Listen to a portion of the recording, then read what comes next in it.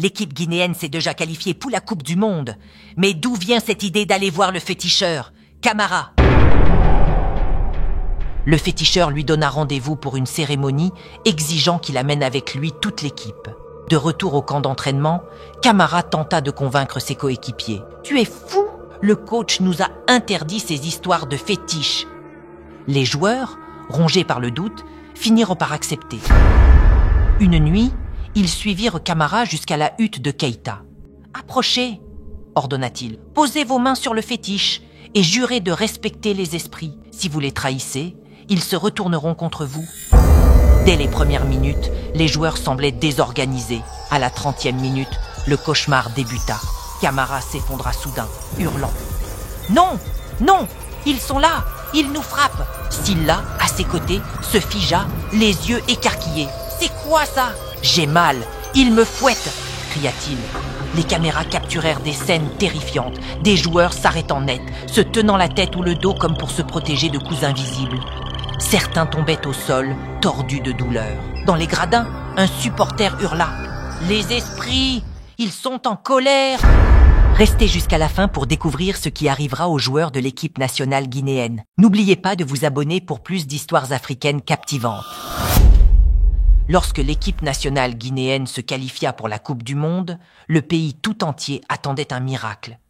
Mais derrière l'euphorie se cachait une tension palpable. Parmi les joueurs, Camara, l'attaquant vedette, était rongé par le doute. Il craignait de ne pas être à la hauteur. Avant même que l'équipe nationale ne s'envole pour la Coupe du Monde, le coach Diallo, un homme respecté et rigide, avait tenu à mettre les choses au clair. Conscient des croyances qui circulaient dans le pays et parmi ses joueurs, il convoqua une réunion dans la salle de briefing de l'équipe. Les regards étaient rivés sur lui alors qu'il prenait la parole d'un ton ferme et solennel. « Messieurs, écoutez-moi bien. Vous êtes ici pour représenter notre pays, notre peuple, notre fierté. Mais je veux être clair, nous n'allons pas compter sur des superstitions ou des pratiques mystiques pour gagner. Nous devons croire en nous-mêmes, pas en des fétiches ou des sorciers. » Les joueurs se regardèrent, certains baissant les yeux, mal à l'aise. Camara, assis au fond de la salle, détourna le regard. Coach Diallo, martelant ces mots, « Je ne veux pas entendre parler de féticheurs, de rituels ou de prières secrètes. Si j'apprends que l'un de vous s'y adonne, il sera immédiatement exclu de l'équipe. Suis-je clair? » Un silence pesant s'installa dans la pièce. Silla, l'un des défenseurs, osa poser une question.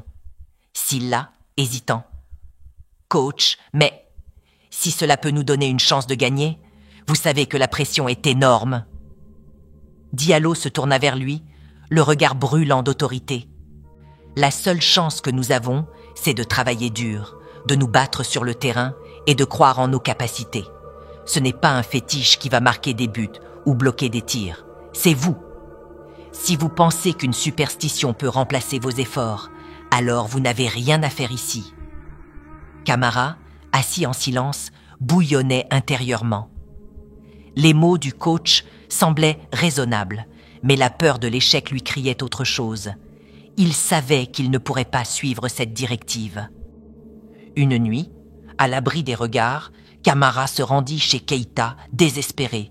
« Keïta, le pays compte sur nous, mais je ne suis pas sûr qu'on puisse gagner. Je ne veux pas échouer. » Keïta le regarda intensément avant de sortir un objet étrange, un fétiche enroulé de plumes et de cordes. « Ce fétiche peut vous offrir la victoire, Camara, mais il y a un prix. Tous tes coéquipiers doivent y croire et respecter les esprits. » Camara, poussé par la peur de l'échec, accepta. Le féticheur lui donna rendez-vous pour une cérémonie, exigeant qu'il amène avec lui toute l'équipe. De retour au camp d'entraînement, Camara tenta de convaincre ses coéquipiers. Au début, il rencontra une résistance. « Tu es fou !» s'exclama Silla, le défenseur. « Le coach nous a interdit ces histoires de fétiches. »« Écoutez-moi, les gars !» insista Camara. « Vous voulez qu'on perde et qu'on rentre au pays la tête baissée? Ce fétiche peut nous faire gagner, faites-moi confiance. » Peu à peu, ces arguments trouvèrent un écho. Les joueurs, rongés par le doute, finirent par accepter. Une nuit, ils suivirent Camara jusqu'à la hutte de Keïta. La pièce était sombre éclairé seulement par des bougies vacillantes. Une odeur de plantes brûlées envahissait l'air. Keïta se tenait au centre, imposant. « Approchez !» ordonna-t-il. « Posez vos mains sur le fétiche et jurez de respecter les esprits. Si vous les trahissez, ils se retourneront contre vous. » Un par un, les joueurs obéirent, malgré leur appréhension. Lorsque le rituel fut terminé, Keïta prononça une dernière mise en garde. « Vous êtes liés, ne rompez jamais ce pacte sinon. » Il n'eut pas besoin de finir sa phrase. Avant le premier match, Diallo réunit à nouveau l'équipe pour un discours motivant. « Messieurs, le monde entier nous regarde. Vous êtes plus que des joueurs, vous êtes des représentants de la Guinée. Je veux que vous vous souveniez d'une chose, votre force vient de vous, de votre travail, de votre unité. Ne laissez pas des pratiques inutiles ou des superstitions vous détourner de votre objectif. » Camara garda la tête basse tout au long du discours. Les mots du coach résonnaient dans la salle, mais dans son esprit, une autre voix murmurait, celle de Keïta, le féticheur, promettant la victoire. Malgré les interdictions, Camara était déjà résolu. Camara, dans un murmure, pour lui-même, « Je suis désolé coach, mais je ne peux pas échouer. » Lors du premier match, l'équipe guinéenne était méconnaissable. Chaque passe était parfaite, chaque tir cadré. Camara marqua 2 buts spectaculaires. La Guinée remporta une victoire éclatante contre une équipe réputée imbattable. Dans les vestiaires, l'ambiance était euphorique. « Vous avez vu ? Le fétiche de Keïta a marché ?» s'exclama Camara triomphant. Même les sceptiques commencèrent à croire. Mais dans l'ombre, le coach observait. Il avait remarqué des comportements étranges, des gestes superstitieux, des murmures avant d'entrer sur le terrain. Quelque chose clochait. Le deuxième match commença sous tension. Dès les premières minutes, les joueurs semblaient désorganisés. À la 30e minute, le cauchemar débuta. Camara s'effondra soudain, hurlant. « Non, non, ils sont là, ils nous frappent !» Silla, à ses côtés, se figea, les yeux écarquillés. « C'est quoi ça ? J'ai mal, il me fouette !» cria-t-il. Les caméras capturèrent des scènes terrifiantes, des joueurs s'arrêtant net, se tenant la tête ou le dos comme pour se protéger de coups invisibles. Certains tombaient au sol, tordus de douleur. Le plus étrange, c'étaient les marques rouges qui apparaissaient sur leurs bras et leurs jambes, comme si des fouets invisibles les lacéraient. Les spectateurs, d'abord perplexes, se mirent à murmurer. Dans les gradins, un supporter hurla. « Les esprits, ils sont en colère !» Sur le terrain, Balde désigna un espace vide avec terreur. « Regardez, il y a des ombres, ils nous fouettent, je vous dis !» Les joueurs adverses, incrédules, s'échangèrent des regards abasourdis. Les commentateurs sportifs tentaient désespérément de trouver une explication logique, mais rien ne semblait rationnel. L'équipe guinéenne perdit le match de manière humiliante. Le score était sans appel, mais ce n'était pas la pire des choses. Le monde entier avait vu leur comportement inexplicable. Les vidéos des joueurs criant et se tordant de douleur devinrent virales. Dans les vestiaires, l'ambiance était glaciale. « C'est fini pour nous », murmura Silla, les yeux fixés sur le sol. « On est la honte du pays. » Le coach hors de lui explosa. « Je vous avais averti. Vous avez désobéi. Et maintenant, regardez ce que vous avez fait. Vous avez détruit votre carrière et l'honneur de notre nation. » Camara, en larmes, tenta de se défendre. « Je voulais juste qu'on gagne. Je voulais rendre le peuple fier. » Silla se leva brusquement. « Fier ? Tu nous as tous condamnés, Camara. Tout ça à cause de ton foutu fétiche. » Cette histoire devint un avertissement tragique. Parfois, la peur de l'échec peut mener à des choix encore plus désastreux. Après l'humiliation du deuxième match, l'équipe guinéenne était méconnaissable. La défaite avait brisé leur morale, mais c'étaient les événements étranges sur le terrain qui les hantèrent le plus. Les marques invisibles, les coups ressentis sans cause apparente et les ombres qu'ils juraient avoir vues rendaient les joueurs paranoïaques. Dans l'avion qui les ramenait au pays, le silence régnait. Camara, assis seul, fixait ses mains tremblantes. Il sentait encore la douleur des coups invisibles.